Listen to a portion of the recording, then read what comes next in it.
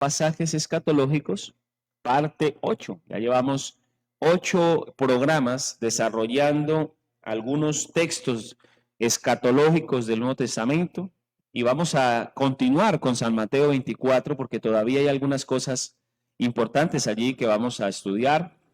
Si Dios nos permite, nos ayuda y nos da conocimiento, entendimiento para compartir con ustedes esta oportunidad de estudiar la palabra del Señor. Vamos a ubicarnos en la Biblia, hermanos, allí vamos a tomar un pasaje de la Biblia, vamos a ubicar San Mateo 24, vamos a ubicar San Mateo 24, desde el verso 36, San Mateo 24, 36, vamos a ubicar aquí la palabra del Señor.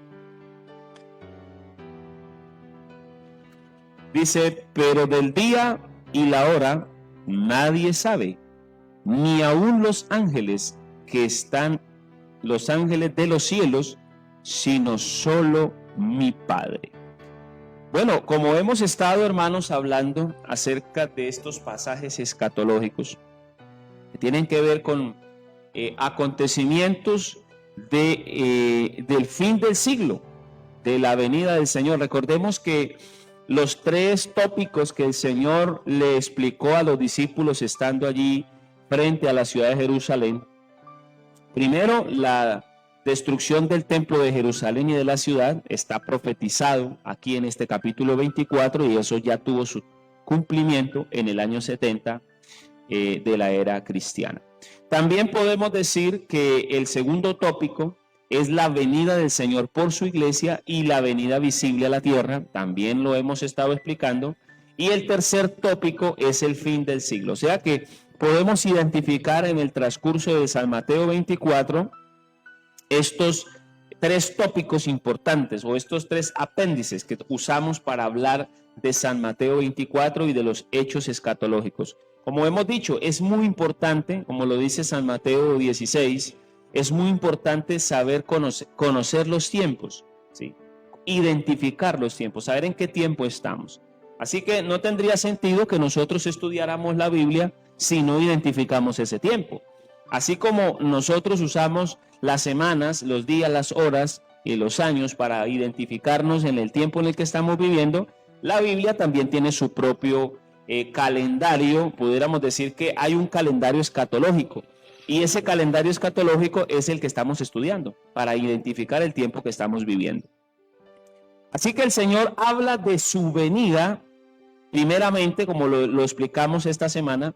Hay 2 fases de la venida del Señor. La primera fase, la venida del Señor por su iglesia. Esa es la primera fase que se explica en el verso 27. Donde habla de del levantamiento de la iglesia, una figura que utilizamos allí.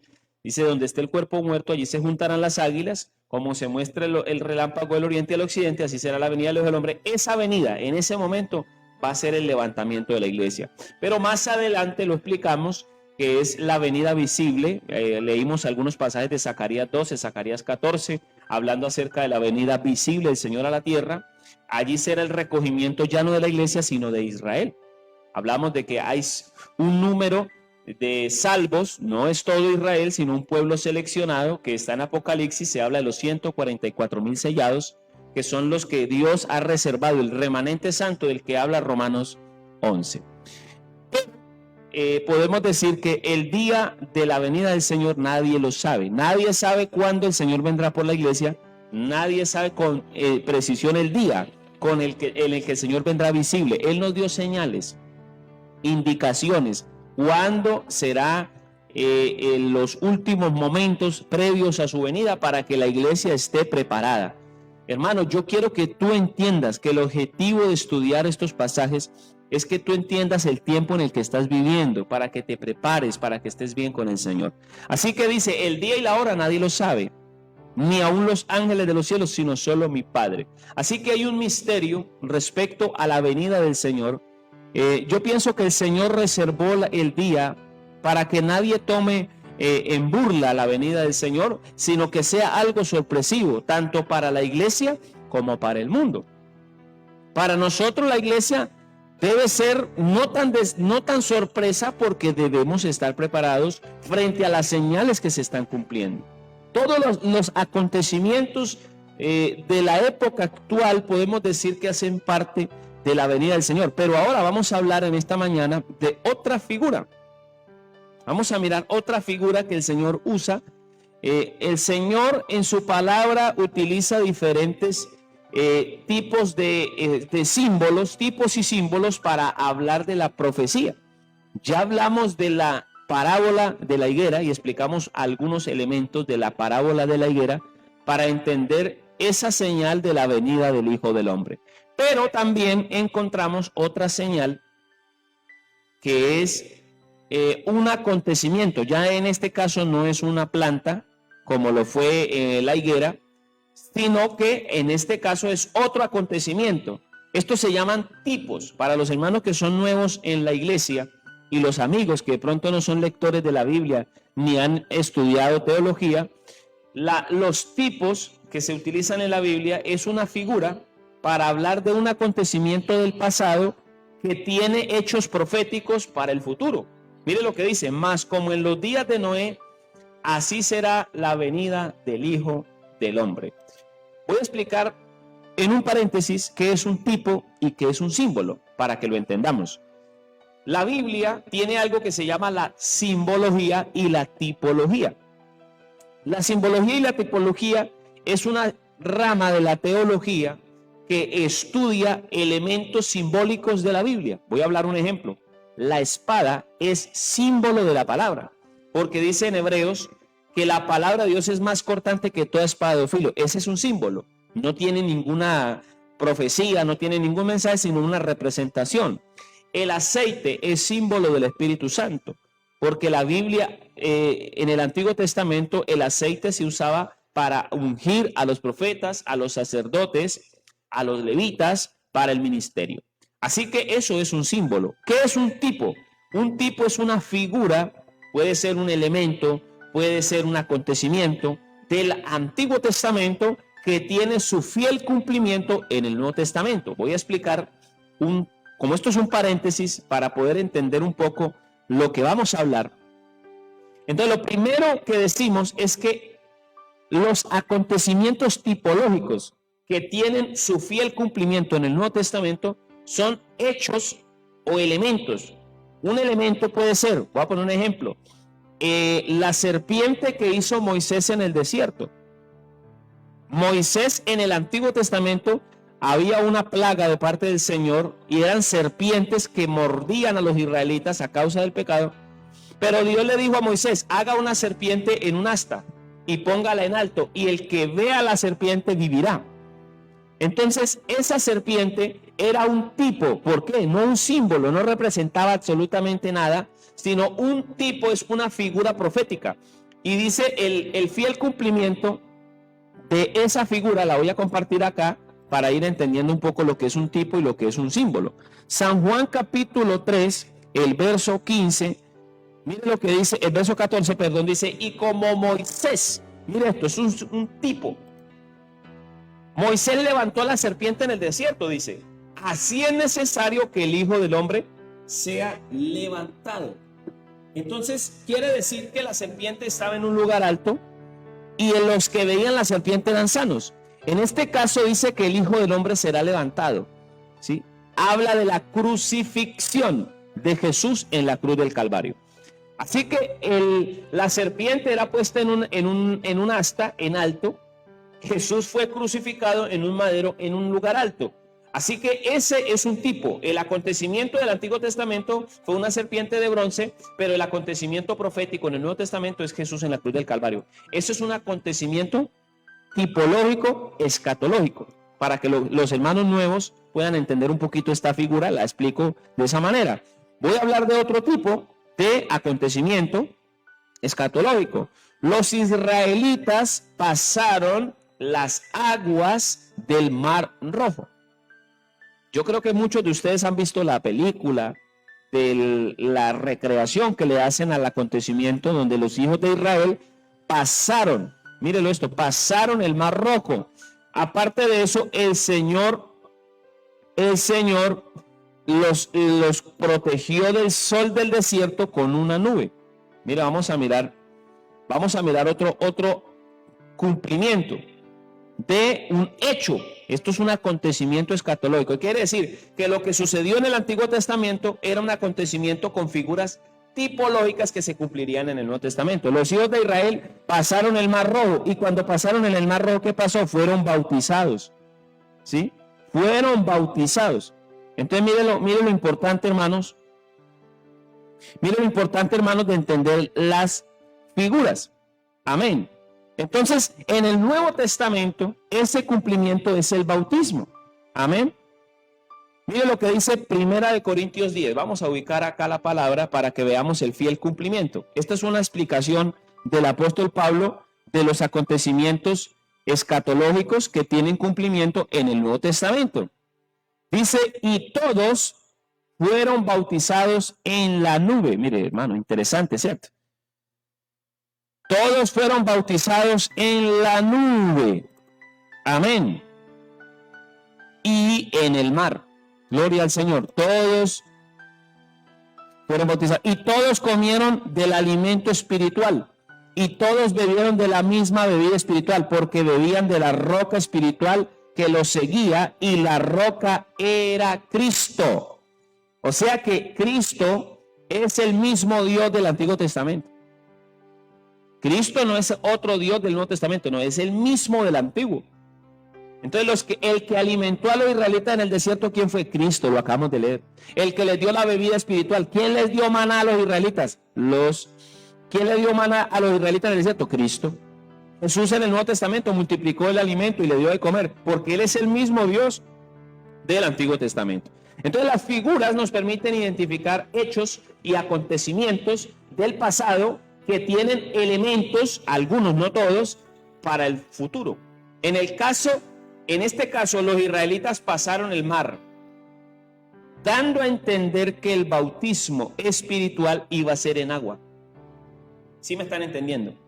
Mire que dice que fueron bautizados en el agua y en la nube, hablando de los dos elementos del bautismo. Jesús en Juan 3 explicó acerca de ello y dijo, es necesario nacer de agua y de espíritu.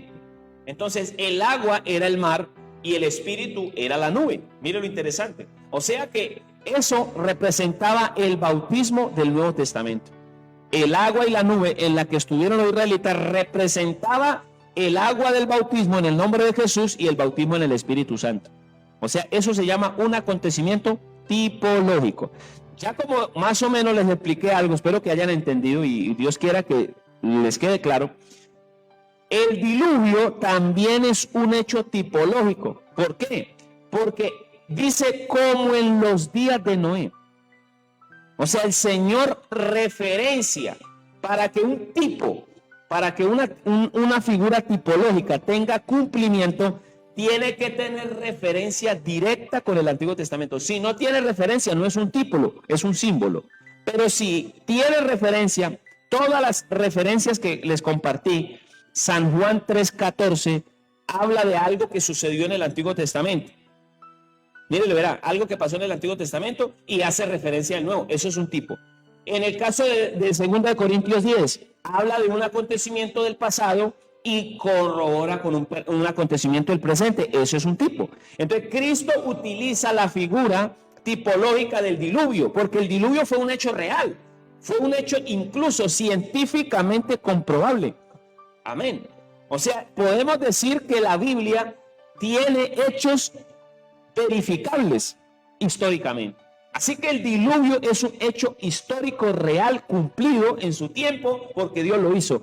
Pero ese hecho escatológico que tuvo cumplimiento porque el Señor profetizó el diluvio y se cumplió, cuando llegó el diluvio representa también algo del futuro, que es los comportamientos de la gente. Y aquí es donde entra lo interesante del tema. Aquí es donde entra la parte que vamos a saborear de la palabra del Señor.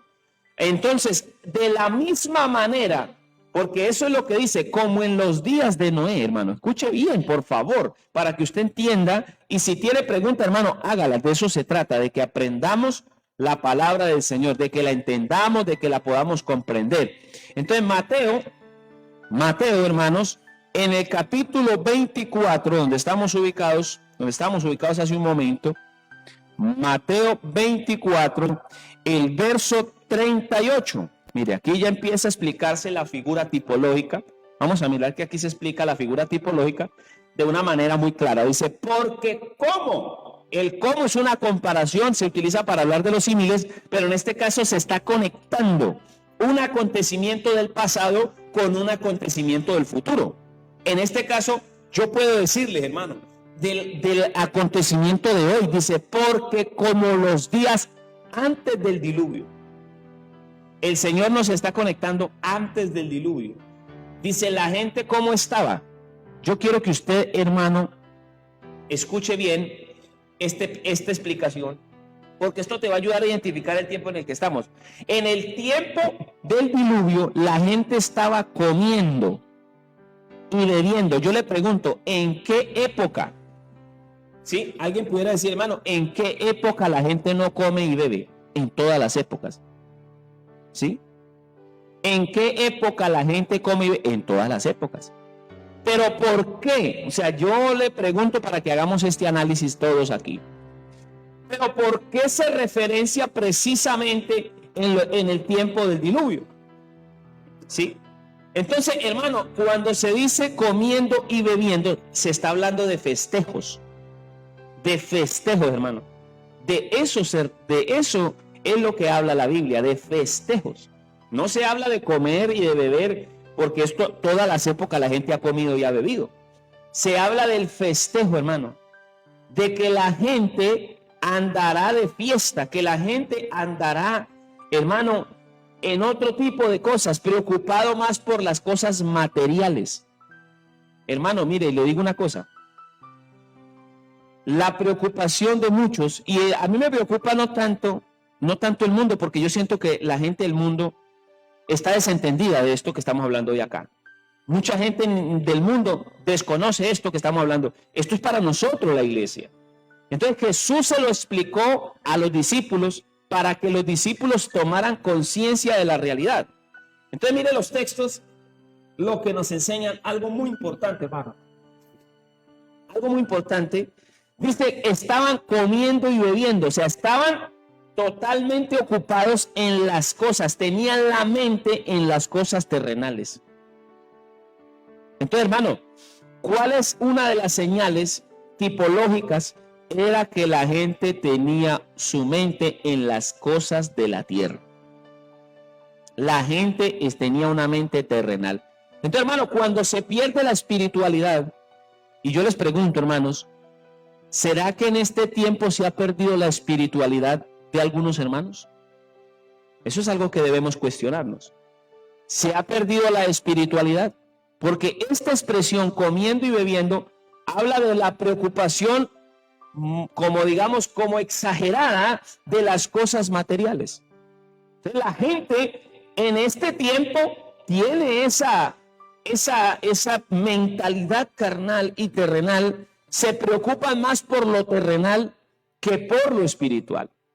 Entonces, en el tiempo de Noé, mientras Noé preparaba el arca, la gente estaba preocupada más por las cosas terrenales que por las cosas espirituales. Entonces, en este tiempo vemos, hermano, una cantidad de personas, incluso dentro de nuestras congregaciones, que están más afanadas por las cosas terrenales que por las cosas espirituales. Entonces yo te digo, hermano, esto es una figura del cumplimiento de la escatología de San Mateo 24, que la gente de hoy se preocupe más por lo terrenal que por lo espiritual. Entonces, hermano, cuando tú miras el ambiente de los creyentes, hermano, la gente corriendo a atender su negocio, corriendo a atender las cosas terrenales, pero dejando lo espiritual de lado. Hermano, esto no es otra cosa que la muestra de la venida del Señor. Por eso el Señor les dice, cuando ustedes vean esto, sepan que está a las puertas. Así que en ese tiempo, no era que la gente no comiera y no bebiera, no, la gente estaba más ocupada en las cosas terrenales. Mire, hermano, cuánto la gente se esfuerza. Yo me pongo a pensar, hermano, ¿por qué el Señor envió esta enfermedad o permitió, porque Dios es el que dirige todo. Él es el jefe de todo lo que existe. Él es el que gobierna por encima de todo. Hermano, para ver qué preocupación. Yo le decía estos días a los hermanos aquí en Ambalema, no sé si ustedes me alcanzaron a escuchar, no sé si la transmisión se fue ese día. Les decía, hermano, ustedes cuándo han visto, ustedes han visto a los comerciantes protestando, ¿cierto? Abran los negocios, abran por favor las cantinas, las tabernas, abran los supermercados, no los cierren por favor, abran la venta de electrodomésticos y los transportadores. Y uno dice, bueno, la gente está peleando, bueno, sus intereses. Pero dígame, ¿usted cuándo ha visto, hermano, a las iglesias protestando para que les abran sus templos? No, cierto que no. Y uno dice, bueno, nosotros no actuamos de esa manera. Pero yo a lo que me refiero es, ¿será que a nosotros sí nos preocupa el alimento espiritual? Hermano, ¿a ti te preocupa el alimento espiritual? ¿Será que al hermano de tu vecindario le preocupará el alimento espiritual? Hermano, yo me aterro porque he visto a muchos creyentes que han tomado este tiempo de quietud, lo han tomado como unas vacaciones. ¿Ah? Vacaciones como de descanso, como que bueno, no hay nada que hacer en la iglesia, ya los cultos nos relajamos. Hermano, esto es cumplimiento de la profecía de San Mateo 24, que la gente se preocupe más por las cosas materiales que por las cosas espirituales. Y estamos hablando del pueblo de Dios, hermano. No estamos hablando de la gente del mundo, porque a la gente del mundo no le interesa absolutamente nada. O sea que esta profecía se está hablando primordialmente del estado espiritual de la gente que está dentro de la iglesia. Ya hablamos que la profecía habla de las cosas del mundo, habla de las cosas de la iglesia, habla de las cosas de la creación, de todos estos hechos. Así que podemos decir que el estado espiritual, hermano, el estado espiritual de muchos, pensando primordialmente, mire hermano, por favor, yo quiero que tú entiendas esta figura. Dios quiere que nosotros dejemos de pensar tanto en lo material. El Señor les explica, mire hermano, ¿por qué yo les digo esto? Ustedes, hermano, denos un sustento bíblico de que comer y beber es pensar en lo espiritual. Les voy a poner una cita bíblica para que usted se dé cuenta de que el Señor siempre les ha explicado a su pueblo que esto tiene que ver con pensar en las cosas materiales. Mire lo que dice San Mateo 6:31. Por favor, hermano, tome nota, hermano, guarde esto en su corazón, porque estamos aprendiendo de la palabra del Señor. San Mateo 6:31, ¿qué dice? No os afanéis, ¿qué comeremos o qué beberemos o qué vestiremos? O sea que esta profecía de San Mateo 24:38 se refiere a el afán de la gente por las cosas materiales. Ese afán, hermano, esa preocupación por obtener cosas, por tener, por ser, por mostrar, porque yo tengo, porque sí, hermano, y es una pelea y a veces hasta se forma una pelea espiritual, que Dios a mí me bendice, que Dios a mí me da, que Dios a mí me prospera, y pareciera ser que la prosperidad económica es el todo. Pero yo te digo una cosa, hermano, tenemos que poner la mirada en las cosas espirituales. Las cosas espirituales. La gente piensa mucho, hermano, en eso. Está ese afán, esa preocupación. No, hermano. El Señor en San Mateo 6 habla de esa preocupación de la gente por las cosas materiales. Pero el Señor les dice, no, buscad primeramente el reino de Dios y su justicia, y las demás cosas serán añadidas. Así que la referencia de Mateo 24:38, que dice que así como en los días de Noé, si el Señor puso esa referencia tipológica para decirnos, la profecía se va a cumplir, así como en el tiempo de Noé, así será en este tiempo. La gente afanada, preocupada por las cosas materiales y no por lo espiritual. Hermano, hay mucha gente, y por eso digo, esto el Señor se lo dijo ¿a quién? ¿Se lo dijo a los inconversos o se lo dijo a sus discípulos? Esto se lo dijo a sus discípulos para que los discípulos se los enseñaran a sus otros discípulos y los nuevos discípulos se los enseñaran a los siguientes y así hasta nuestra época. O sea que el Señor le está diciendo a los discípulos dentro de las congregaciones, no digo dentro de la iglesia porque Dios tiene su pueblo selecto y eso lo sabe el Señor perfectamente. Dentro de las congregaciones habrá gente que se afanará más por lo material que por lo espiritual. ¿Tú de quiénes quieres ser, hermano? ¿De los que se reservaron y de los que se prepararon o de los que se relajaron? Yo te pregunto, dígame la verdad en esta mañana, hermano. Estamos aquí mirándonos aquí a través de este dispositivo. Hermano, ¿tú de qué grupo quieres ser? ¿De los que se afanan por las cosas materiales o de los que se preparan para irse con el Señor? Este mensaje escatológico tiene que abrirte los ojos, hermano. Este mensaje tiene que despertarte y tiene que hacerte ver la importancia de pensar en las cosas de arriba. Gloria al Señor Jesús. Pero dice como en los días de Noé. Y yo le pregunto, hermano, esa expresión como en los días de Noé también nos habla del número. Yo le decía a un hermano un día, así como a manera de charla, no de pronto tratando de hacer sentir mal a ninguno. Le decía a manera de charla, hermano, usted convoque un ayuno. Convóquese un ayuno, hermano, por favor. Hermano, convóquese un ayuno. Convóquese un ayuno. ¿Cuántos vienen? Hermano, ¿cuántos vienen al ayuno? Y le decía, hermano, usted cuenta con los dedos de la mano y le sobran dedos. Pero haga un banquete, hágase un almuercito, hágase una comidita. Dígale a los hermanos que va a haber paseo. Hermano, y verá que no le cabe la gente, hermano.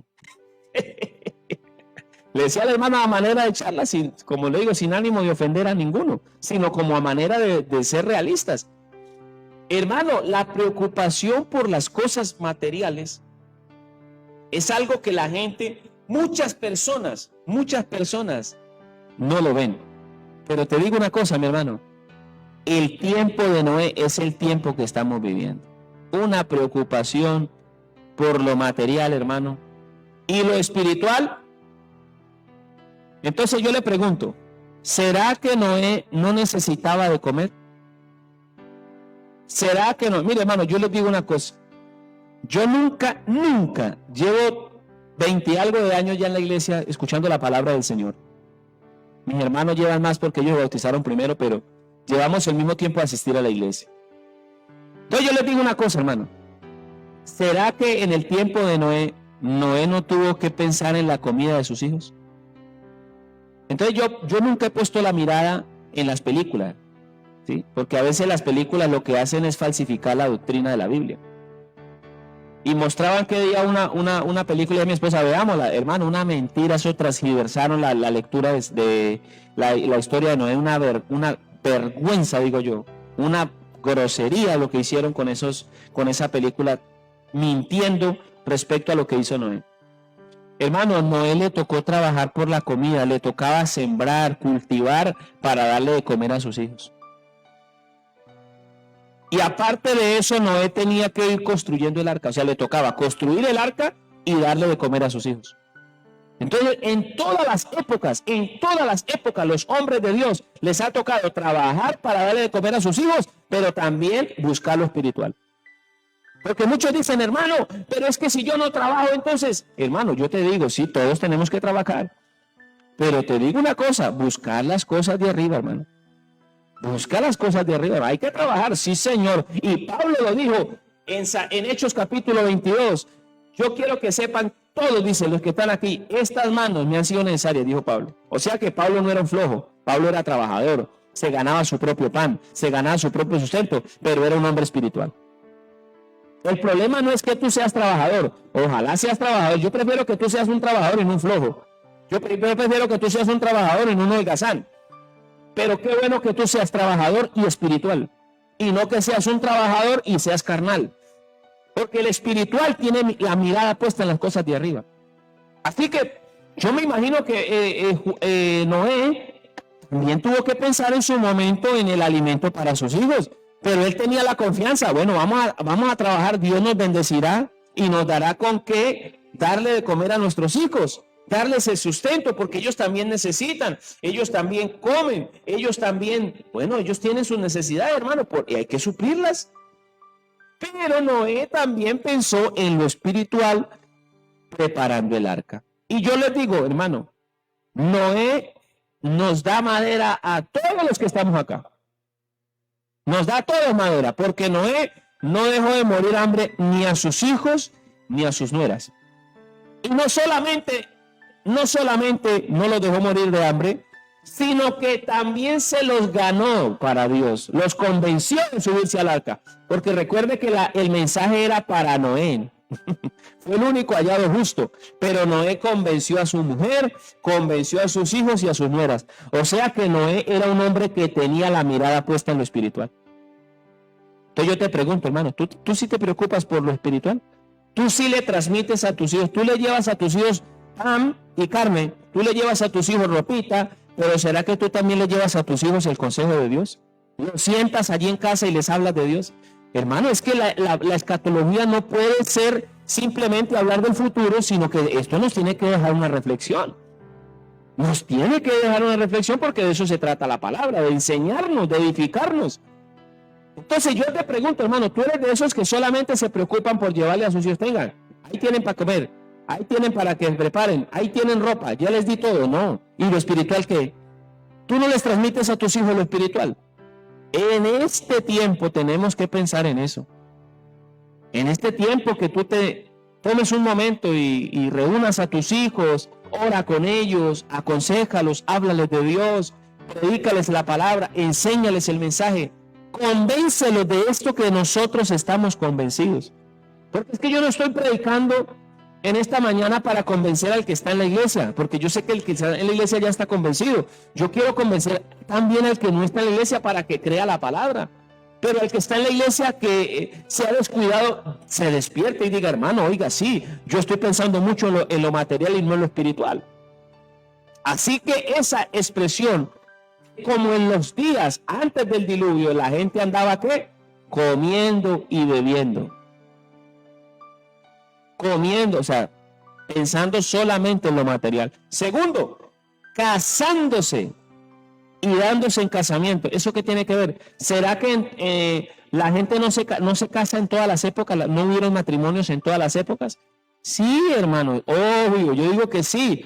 Pero es que esta expresión casándose y dándose en casamiento es una generación que piensa solo en lo sexual. Hermano, les digo una cosa. Esta es la generación de lo sexual. Todo es sexual. Mire, hermano, les digo con todo respeto, yo no quiero aquí tirarle piedra a nadie, no me interesa eso. A mí me interesa es ganarme a alguno de los que me están escuchando para Dios. A que usted, hermano, crezca en la fe. Pero yo le pregunto, ¿cómo es la vestimenta de las mujeres de hoy? Dígame la verdad, hermanas, por favor, opinen ahí en los comentarios. ¿Cómo es la forma de vestir de las mujeres de hoy? ¿Ah? Hermano, por favor, es una vestimenta sexual. Despertar en el hombre el deseo sexual. Y todo, hermano, todo el mundo, porque esto no tiene nada que ver con simplemente la iglesia, no, tenemos que hablar primeramente de lo que hay en el mundo. Hermano, el mundo de hoy todo es. Usted le pregunta a una muchacha del mundo, ¿usted cómo se quiere ver? Yo me quiero ver sexy, dice ella. Es que si uno se ve sexy los hombres, porque este es el mensaje de la sociedad, ser sexuales, todo transmitir a través de lo sexual. Pero yo te pregunto, ¿y eso qué beneficio le ha traído a la sociedad? Fornicación, adulterio, hijos despreciados, el aborto que lo buscan. ¿Por qué, hermano? Porque mucha gente no entiende que el desorden sexual produce eso. Produce abortos en cantidades porque la muchacha no quiere ser madre de familia. Bueno, una cantidad de cosas. Y reclaman que es que derechos. Ahora es un derecho matar a una criaturita. Esa es la vergüenza de la sociedad del día de hoy. Entonces yo le pregunto, ¿será que el querer ser sexuales y mostrarse muy sexuales, eso solamente afectó al mundo? Usted pregúntese, las mujeres de hoy, por eso le pregunto a las hermanas que están conectadas en Facebook, ¿será que ese deseo de ser sexuales solamente afecta a las mujeres del mundo? ¿No será que hoy en día, hermano, yo me aterro y lo digo de corazón? ¿Cómo ha afectado esto a las mujeres de la iglesia y a los hombres? Mujeres que quieren mostrarse muy sexuales, ¿sí? O sea, que son muy sexys. Yo digo, hermano, ¿y qué gana una hermana con ser, una hermana que ya es casada y, hermano, es que yo quiero ser muy sexy? Hermano, esto de lo que habló el Señor en San Mateo 24 tiene que ver con eso. La sexualidad. ¿Ah? Entonces, hermano, eso de casándose y dando en casamiento es una figura donde lo más importante aquí es la sexualidad. Es la sexualidad, no el querer edificar una familia, el querer tener unos hijos, el querer construir una familia. Muchos no se casan pensando en eso. Muchos, cuando llegan los conflictos del hogar, entonces se quieren ir porque es que esta vieja ya no me complace, entonces me quiero ir. Mire, hermano, les digo con sinceridad, lo digo con todo respeto, hermanos, con todo respeto. Pero hoy en día, hermano, muchos matrimonios están enfocados en lo sexual, ¿sí? Y entonces el muchacho está aburrido. ¿Y usted por qué está decepcionado? Es que ella no me complace. Porque todo se volvió sexual. ¿Sí? Todo es lo sexual. Aquí lo más importante es lo sexual. Pero no se piensa en lo familiar, no se piensa en la familia, en los hijos, en construir un hogar, en la ayuda mutua. O sea, eso ya pasó a un segundo plano. Entonces lo que dice el Señor en San Mateo 24 es eso. Hoy en día muchos jóvenes está esa carrera. Oye, hermano, ¿por qué te quieres casar? No, hermano, porque es que me hace falta la mujer. Siempre es esa expresión. Son raros los que digan, no, me caso porque quiero tener una familia, porque quiero tener unos hijos, porque quiero tener una compañera que nos acompañemos. Hermano, este debe ser el enfoque del matrimonio, el estar juntos, el colaborarnos, el apoyarnos en todo tiempo. Pero lo sexual se pone en el centro. No es esto. Entonces, por eso la profecía nos lleva y nos apunta a esto. De que la gente en la época de Noé se casaban, buscaban hogares para la reproducción, la sexualidad. Primordialmente la sexualidad, para darle satisfacción. Entonces se haga ese enfoque. En todas las épocas, yo siempre he dicho, en todas las épocas han habido matrimonios. Durante toda la historia de la humanidad han habido matrimonios. Que hoy en día hayan por ahí un que otro personaje por ahí que está falto de principios, que dicen hay que abolir el matrimonio, desaparezcamos eso. Esos son gente que no tiene oficio, hermano, gente por ahí ociosa, buscando por pervertir la sociedad. En todas las épocas ha existido el matrimonio. Pero el matrimonio con enfoque espiritual, hermano. Un matrimonio donde el enfoque es tener una familia, no solamente lo sexual. Pero ese es el enfoque de lo que habla la sociedad. Entonces estamos en una sociedad de lo sexual, la sociedad donde todo es sexual. ¿Sí? Mire, hermano, estamos en la época de la perversión sexual. ¿Sí? Ya hoy en día no, es que es mi derecho, si yo me quiero casar con un hombre, me caso, ¿eh? La sociedad lo permite, nosotros no lo aprobamos. La sociedad dice sí, nosotros, iglesia, no estamos de acuerdo con eso. Dos mujeres se quieren casar, nos queremos casar. La sociedad lo permite, nosotros no estamos de acuerdo, tenemos derecho a pronunciar nuestra palabra en contra del mensaje sexual de la sociedad. Que hoy en día no, que a las niñas menores de 13, 14 años también tienen que darles derecho a casarse. Eso es un mensaje sexual, perversión sexual. Hay países donde ya permiten que los adultos se casen con los niños. ¿Cómo se llama eso? Se llama perversión, hermano. Y todo eso se vio previo a la venida del diluvio. Y todo eso es lo que estamos viendo hoy. Entonces, ese mensaje sexual, ¿sí? Entonces usted mira a los hermanos de hoy, hermano, los hermanos de hoy, usted los mira. ¿Cuál es el objetivo de esas pintas que usan hoy muchos? El mensaje sexual. Verse más atractivos. Hermano, es que yo tengo que verme atractivo. Hermano, y es esa carrera, ¿ven? Entonces, hermano, la perversión del matrimonio, la perversión de la figura de la familia, eso hace parte de las señales de la venida del Señor Jesucristo. Todo eso se está viendo hoy. Hermano, ¿será que solamente se divorcian eso dice, casándose y dándose en casamiento. O sea, en otras palabras, la figura de los divorcios. Hermano, hoy en día no, bueno, hay hermanas que se separan, bueno, eso tienen su derecho, si lo quieren hacer. Pero hermano, el problema es que uno mira casos de personas que se casan y ya lo gritan, no, yo me quiero volver a casar. Bueno, ¿y por qué no? Porque sí, porque no nos entendimos, pero no nos entendimos a dónde, mijito. ¿Qué fue lo que pasó? Que ya la parte que te gustaba ya no te gustó, entonces ahora quieres, hermano, eso es un desorden. Hermano, tenemos que llamar las cosas por su nombre. Tenemos que llamar las cosas por su nombre. Fornicación es fornicación, adulterio es adulterio y hay que llamar las cosas por su nombre. Así la gente se incomode, así la gente se sienta un poquito mal, pero es lo que dice la Biblia. Todo esto sucederá antes de la venida del Hijo del Hombre. El desdibujo del matrimonio, hermano. Por eso es que el Señor nos cita casándose y dándose en casamiento. La separación, hermano, se han vuelto el pan de cada día.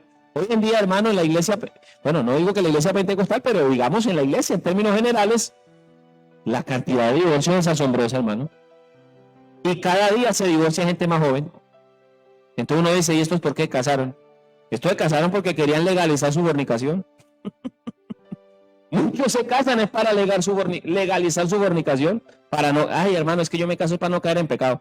Pero resulta que a los días ya está cansado y no quiere vivir porque se perdió el objetivo principal del matrimonio. Y ahora todo es sexual.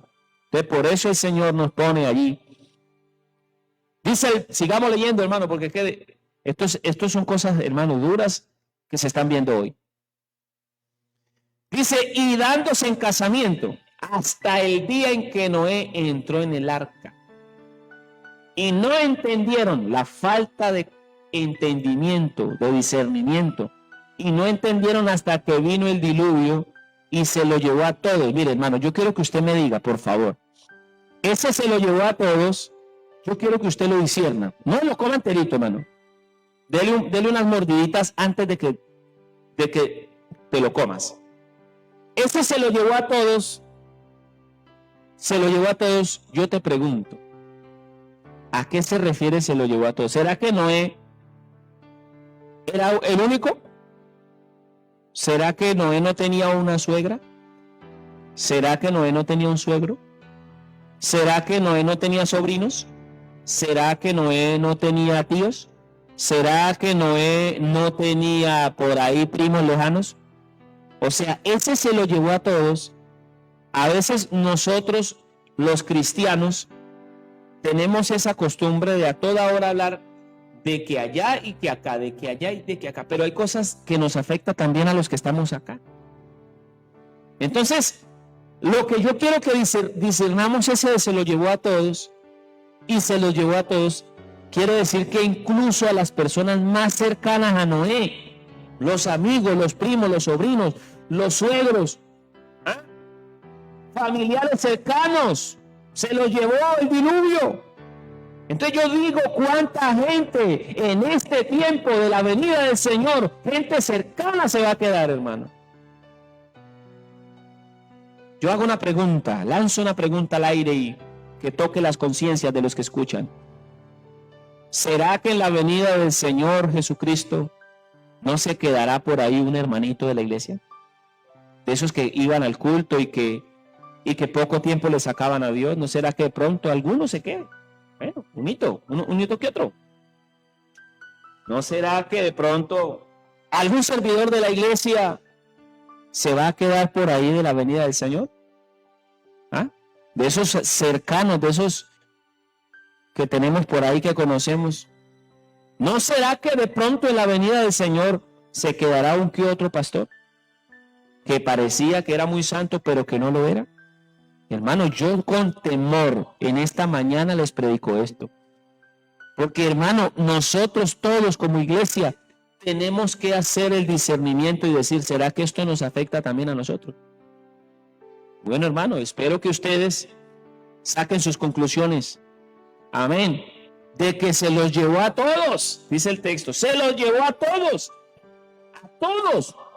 Amén. No dice se llevó a los que estaban en el mundo, se llevó a todos. Familiares que eran de familia de Noé y de la esposa de Noé y de mire los papás de las muchachas. Los papás de las muchachas que se casaron con los hijos de Noé, ¿dónde quedaron? También se perdieron. Hermano, cuando Cristo venga por su iglesia, hermano, van a haber sorpresas. Ay, Jesús de Nazaret. Sorpresas, hermano. Gente que va a decir, yo no puedo creer que se haya quedado fulano de tal si predicaba. Si es que yo veía como más entregado, ¿qué pasó aquí? Yo necesito una explicación. Hermano, yo sé que ese día, el día que Cristo venga, sucederá como en el día de Noé. Yo me imagino cómo hablarían Noé, su esposa y sus hijos y sus nueras, estando allí en el diluvio, dentro del arca, diciendo, uy, se quedó fulano de tal, no vino, mi mamá no vino. Yo le dije, pero ella no me creyó. Mi primo, ese primo con el que jugamos, yo le dije y él venía y veía, pero no nos creyó. Pensó que esto era una locura. Yo considero que el día que Cristo venga, hermano, habrán sorpresas. Por eso, mi hermano, pon tu mirada en las cosas de arriba. Dígale, Señor, no dejes que mi mente se afecte con esta sociedad sexual, que todo es sexualidad. Señor, límpiame. Por eso dice Romanos 12, no os conforméis a los deseos, a los pensamientos de este siglo. No te conformes a las cosas de este siglo, sino renuévate, hermano querido. Parecerá imposible, parecerá ilógico que tú digas, hermano, ¿quién podrá sobrevivir? Noé sobrevivió con su esposa, con sus hijos, con sus nueras, porque le creyeron a Dios y porque pensaron en las cosas espirituales. Yo creo que en este tiempo habrá gente que le creerá a Dios, y yo sé que hay gente que le cree a Dios y están allá en la casita escuchando la palabra. Y de pronto algunos ni nos escucharán, pero sé que son personas espirituales.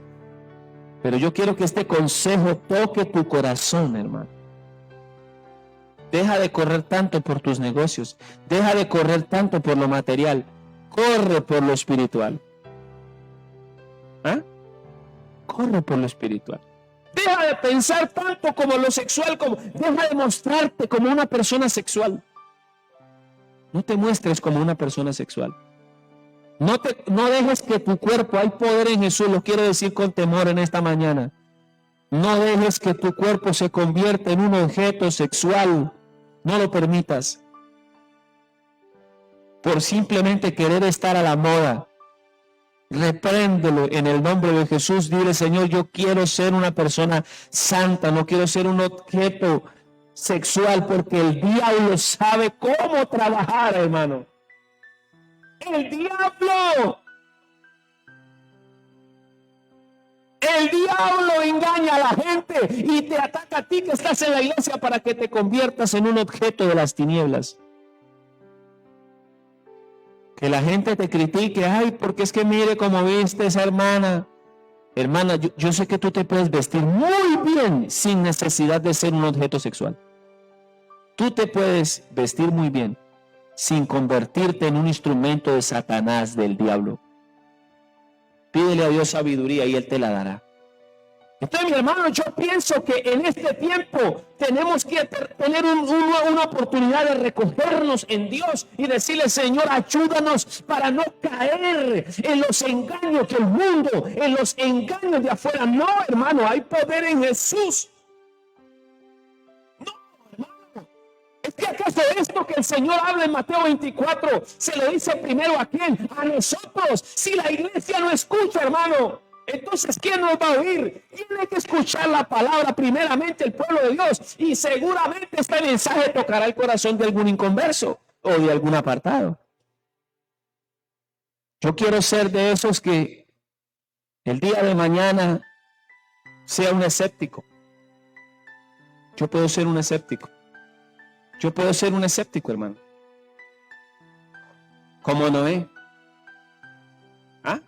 Noé fue el hazmerreír del mundo entero. Noé fue el hazmerreír de su nación. Noé fue el hazme reír de toda la gente porque decían: este hombre se desquició. ¿Cómo serían las burlas de los hijos de Noé, de los amigos de Noé que estaban por ahí cerca, de ver a estos muchachos haciendo algo que no tenía sentido? ¿Cómo serían las burlas de estas jóvenes que se casaron con unos locos? Porque para la gente los hijos de Noé estaban igual de desquiciados que Noé. Hermano, yo te invito en esta mañana, en este día, en esta reflexión, te lo digo en el nombre de Jesús, te lo digo con temor, por favor, hermano. Deja que Dios abra tu entendimiento. No me mires con prejuicios, no escuches el mensaje con prejuicios. Es que él lo dice porque la ropa tal. No, hermano, yo quiero que tú lo escuches como una persona espiritual, como una persona que quiere crecer para Dios, que la mente se abre para decir: Señor, háblame, necesito oírte. Yo quiero ser de esos escépticos como Noé. Esos escépticos que no siguieron la corriente del mundo, sino que pusieron su oído a la voz del Dios vivo y pusieron la mirada en las cosas celestiales. Hermano, yo te invito a que tú seas de esos. Por favor, hermano, que Dios te hable al corazón, que Dios te dé el entendimiento. Saber que esto que está diciendo San Mateo 24, 38, 39 es para nosotros, hermano. Qué bueno que alguien en esta mañana diga: Dios me habló a mí.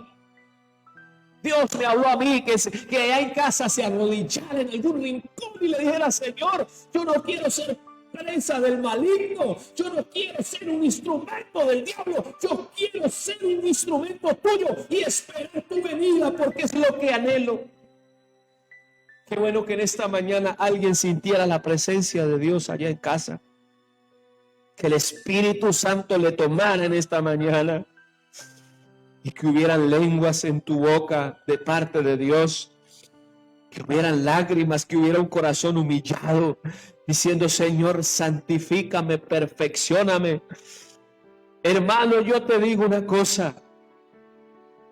Dios quiere prepararte. Dios quiere prepararte.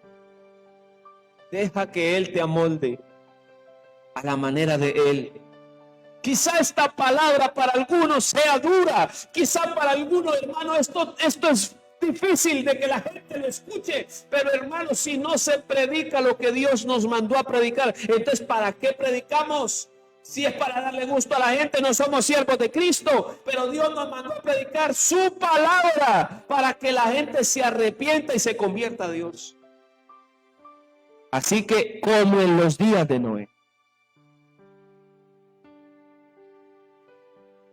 así será la venida del Hijo del Hombre, como en los días de Noé. Yo quiero en esta mañana hacer una oración. Siento en el Espíritu hacer una oración, porque sé que hay personas allí en la casa que se han convertido en objetos del diablo, en instrumentos de Satanás, complaciendo sus deseos carnales, dejando que sus cuerpos se conviertan en instrumentos de las tinieblas. Pero hoy, en este devocional, en este día devocional, el Señor vino a hablarte a ti. Vino a decirte: despierta, hijo. Quítate esos harapos de inmundicia y deja que Dios te vista con vestiduras sacerdotales. Hoy el Señor quiere vestir a uno que está vestido de harapos de inmundicia. Lo quiere vestir de vestiduras reales. Por eso en esta hora, mi hermano, yo no me paro aquí porque no tenga cosas que hacer. Yo me paro aquí porque Dios me puso este sentir de hacer esto. Ayudarle a alguno que tiene sus ojos vendados a que se abran sus ojos del entendimiento. Para uno que esté por ahí enfermo y cojo, sea sano. Para ese que sus oídos se han ensordecido, reciban sanidad. Así que invito a uno que crea en Dios. Vaya, arrodíllate, hermano, por favor. Dobla tus rodillas un momento y habla con Dios. y dile: Señor, santifíqueme, por favor. Fácil sería no predicar, hermano. Fácil sería no decir nada, hermano. Tenemos que alzar la voz. Tenemos que decirle al hermano: hermano, ocúpate en las cosas espirituales. Tenemos que decirle: hermana, no te dejes engañar del maligno. Esta vida que ves tú, hermano, estas personas que tú ves a tu alrededor, necesitan oír el consejo de Dios. Así que en esta hora, hermano, yo quiero orar. Yo no los estoy viendo. Ustedes sí me ven a mí. Pero lo importante es que Dios te está viendo a ti allá arrodillado. Quizá con lágrimas en tus ojos. Quizá con tu voz quebrada. Con tu espíritu humillado. Dile: Señor, yo quiero estar preparado. Quiero estar adentro, Señor, en tu pueblo, ser parte de los que creímos y los que nos volvimos los escépticos para la sociedad. Habrá mucha gente, hermano, que no creerá la palabra, pero tú sé de esos que creyeron y aceptaron el consejo. Así que en esta hora vamos a invocar el nombre de Jesús, porque sé que allá en casa hay gente conmovida por el Espíritu Santo, conmovida por Dios. Gracias, Señor, en esta mañana te damos por permitirnos transmitir tu palabra, Señor. Tú nos pusiste aquí, Señor, a elevar la voz, a transmitir un mensaje a la gente, que la gente entienda y comprenda que tu venida se acerca. Estamos a las puertas del hecho más importante que la iglesia está esperando. Pero es necesario que ayudemos a despertar al que está dormido, que ayudemos a aquel que se ha dejado engañar del maligno y tiene su mente llena de cosas carnales, podamos darle el consejo y pueda mirar las cosas espirituales. Gracias, Señor, porque todo este tiempo que dedicamos predicando tu palabra es para transmitir bendición. Gracias, amado Dios, por esta oportunidad. Bendice a tu pueblo, Señor, que los que estén escuchando comprendan la palabra y entiendan que tú quieres un pueblo preparado y dispuesto para el día que tú vengas a llevarnos para estar para siempre contigo. Gracias, Señor, por la palabra, en el nombre de Jesús.